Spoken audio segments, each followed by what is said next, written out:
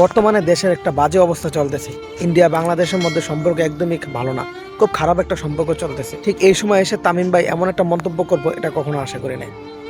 তামিম ভাইকে আমরা খুবই ভালোবাসি। তামিম ভাই সারা বাংলাদেশে অনেক বড় একটা ফ্যান বেজ আছে। আমার মতো অনেক মানুষ তাকে ভালোবাসে। অনেক ক্রিকেট প্রেমী আছে যারা তামিম ভাইকে খুব ভালোবাসে। সে ভালোবাসা মানুষের কাছ থেকে এমন একটা কথা আমরা শুনবো এটা কখনো আশা করি নাই। এমন একটা কথাই তিনি বলল যার পরিপ্রেক্ষিতে এখন তার শুনতে হচ্ছে সে ভারতের দালাল। আপনার মতো একজন ইন্টারন্যাশনাল খেলোয়াড় এবং বাংলাদেশের একজন অভিজ্ঞ খেলোয়াড় এবং একজন জ্ঞানীমান মানুষের কাছ থেকে এমন কথা আমরা শুনবো এটা কখনো আশা করি নাই, স্বপ্নেও আশা করি নাই, কিন্তু সেটা হয়ে গেল। তামিম ভাই কি বুঝে যে এমন এই কথাটা বললেন যার পরিপ্রেক্ষিতে এখন তাকে আজে বাজে কথা শুনতে হচ্ছে। তামিম ভাইয়ের বিরুদ্ধে এরকম আজে বাজে কথা শুনতে আসলে আমাদের ভালো লাগে না।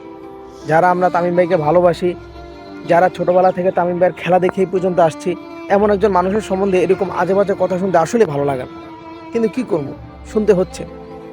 ভুল যেহেতু করেই ফেলছে এখন শুনতে হচ্ছে।